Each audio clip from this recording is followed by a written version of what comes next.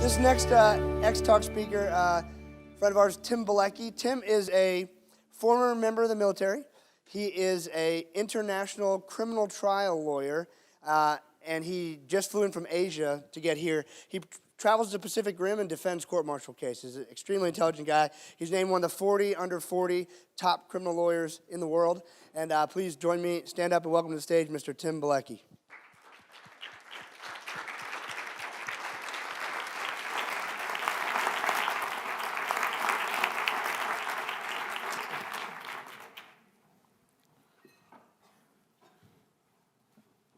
Good afternoon. I'm from Honolulu, Hawaii, and I did my best to bring the sunshine with me, but as I walked outside the day, I realized that in life, you can fail. And I failed to bring that sunshine and aloha with me, but I wish everyone a real warm aloha from Hawaii. And my story is actually about something that happened in Hawaii. It was about 3 months ago. It was a freezing day in Kailua Beach. For those of you who knew or have been to Kailua Beach, that means it was almost 68 degrees. I had my nicest slippers, and I almost had to get a long-sleeve shirt on. I'm doing something that I love. I love my son more than life itself. Hear my voice hesitate when I said that? I love my son so much. His name is Jackson. He's the light of my life, and I'm teaching him how to ride a bike. You're like, riding a bike? What's that have to do with moving forward? And he's riding, he's finally we took the training wheels off, and I'm running along with him. And now, it had been 4 years since I got out of the Army, so I don't run the way I used to. He's getting ahead of me. And he's going, and you have that moment, and anyone who has a child, you've helped ride a bike, when that bike takes off, it is, at the time, maybe one of the proudest moments in your life to watch your son or your daughter go forward. So he's flying. And he's going, and we're driving down this little bike path in Kailua Beach Park, and they have those poles. They're about so high. And you know what I'm talking about if you play golf or something else. And he's heading straight towards it. And I'm saying, Jackson, the bike will go where you look. And he's looking right at the pole. And I'm going, Jackson, we're running. Hits the pole. He went from flying to flying. He loves Superman, he loves being heroes, but he went in the air, flew over the handlebars. He had a helmet on. Dad didn't have pads on, and that's on me. It flew, and the epic crash landing. So I'm running over to make sure he's okay, and he wasn't that hurt, but he didn't get back on the bike. He couldn't get back on it. And he was just doing so well. So we walked the bike back home, put it in the car, and drove home. For nearly 2 months, I tried to get him back on the bike because he fell, and he had the fear, even at a young age, to not be able to get back on the bike. So what I saw coming home one day is another funny story. We live in a house that's got a nice steep hill on the side. It was raining, as it often does in Kailua, and we just moved in, so he took all the boxes of the packing materials, and he made these little barriers. Picture it, garbage bags with stuffing in it, and he put them on the bottom of the hill, and my wife's out there watching this. And he would run as fast as he could with a slide and just run and slide down there. But the first time, he went right through the bushes, cuts all over him. And then that's what he put these, like a backstop. And then he says to me, Daddy, you should try it. It doesn't hurt. And it was, no, Dad, we're not going to try that, Jack. And it's a big hill. And that made me think about something. Risk management. To me, that was spending $11.99 at Target on some pads. So I'm going to get him back on the bike. Best $11.99 I ever spent. So we got back, and I put him on the bike, but with pads, a helmet, and he was scared.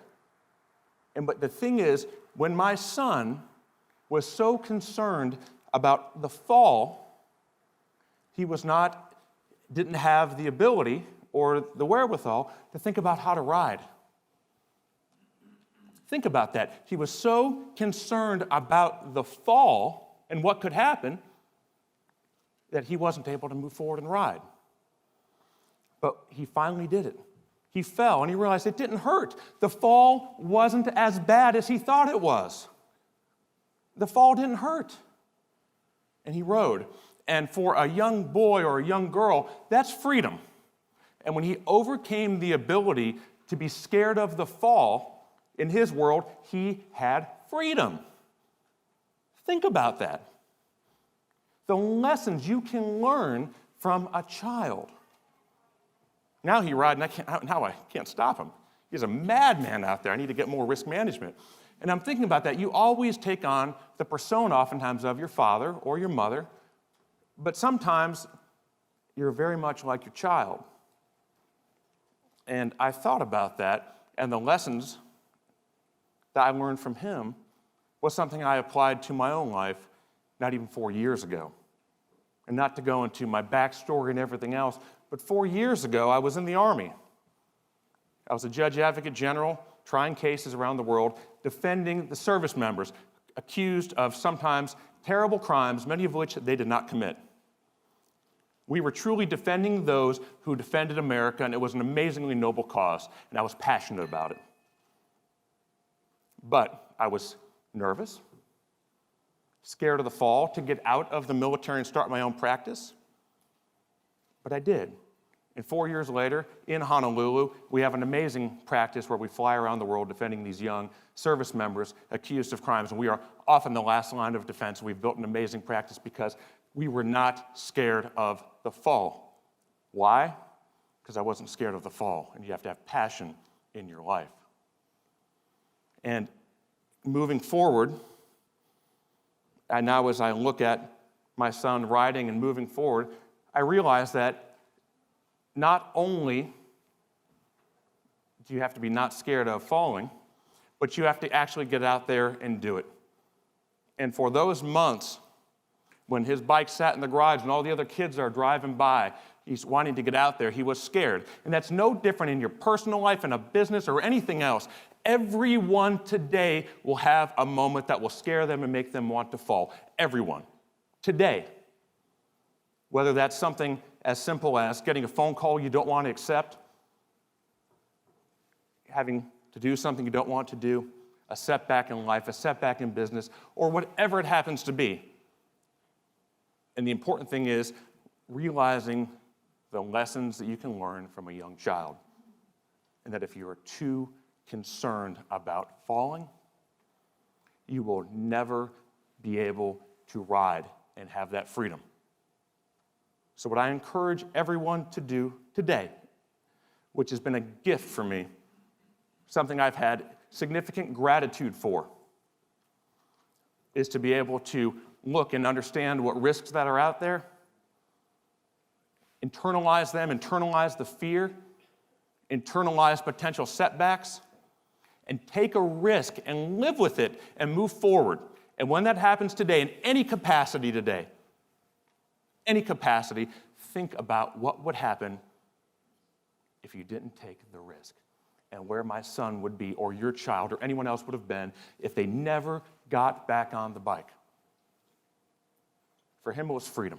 And overcoming fear is freedom, in whatever capacity that is in your personal life.